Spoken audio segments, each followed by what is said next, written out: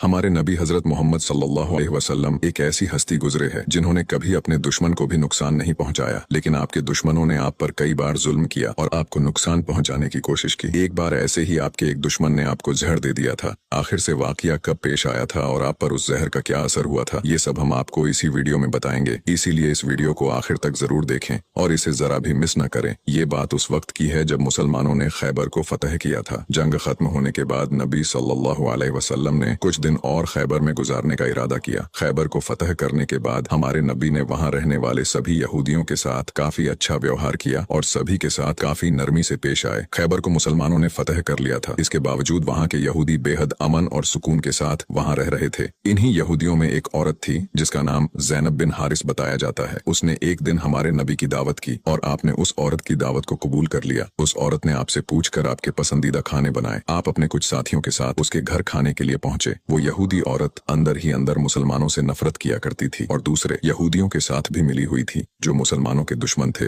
उस औरत ने खाने में पेश होने वाले बकरी के गोश्त में जहर मिला दिया था। जब जहर से भरे उस गोश्त को आपके सामने पेश किया गया और आपने खाने के लिए एक निवाला उठाया और अपने मुंह में रखा तो आप समझ गए कि इसमें जहर मिला हुआ है। आपने तुरंत अपने साथियों को खाना खाने से रोक दिया और कहा कि इसमें जहर मिला हुआ है, लेकिन अफसोस के आपके कुछ साथी उस वक्त तक कुछ गोश्त खा चुके थे जिसकी वजह से उनकी शहादत हो गई। कहा जाता है कि जहर के बारे में हमारे नबी को उस जहर की बोटी ने ही खबरदार किया था। इस वाक़े के बाद उस औरत के साथ साथ उसके सभी साथियों से पूछताछ की गई तो उन्होंने न सिर्फ अपना गुनाह कबूल किया बल्कि ये भी कहा कि हमने आपके साथ ये इसलिए किया क्योंकि हम ये देखना चाहते थे कि आप अल्लाह के सच्चे नबी हैं या नहीं। अगर आप अल्लाह के सच्चे नबी हैं तो इस जहर का आप पर असर नहीं होगा और अगर आप अल्लाह के नबी नहीं हैं तो हमें आपसे छुटकारा मिलेगा। ये बात तो सब जानते हैं कि हमारे नबी ने कभी किसी से बदला नहीं लिया, जबकि आप पर कई बार बहुत जुल्म किया गया जिसके बारे में कोई सोच भी नहीं सकता। लेकिन जब उस जहर की वजह से आपके सहाबा की शहादत हुई थी तो कानून के मुताबिक उस औरत को भी कत्ल कर दिया गया। लेकिन कुछ रिवायतों में आता है कि उस औरत ने खुदकुशी कर ली थी। वही कुछ रिवायतों में कहा जाता है कि उस औरत को माफ कर दिया गया था। इस बारे में कई मुफस्सरीन अपनी अलग अलग राय रखते हैं। एक हदीस में हजरत आयशा फरमाती है कि जब नबी सल्लल्लाहु अलैहि वसल्लम की जिंदगी के आखिरी दिन चल रहे थे और आप बीमार रहा करते थे, उस समय आप कहा करते थे कि खैबर में जो मैंने जहर से मिले हुए गोश्त का टुकड़ा खाया था उसका दर्द मैं आज भी महसूस कर सकता हूँ। ये बात कई किताबों से साबित है कि उस जहर का असर हमारे नबी के आखिरी दिनों में देखा गया था और इसी जहर के असर ने आपकी वफात में एक अहम किरदार अदा दिया था।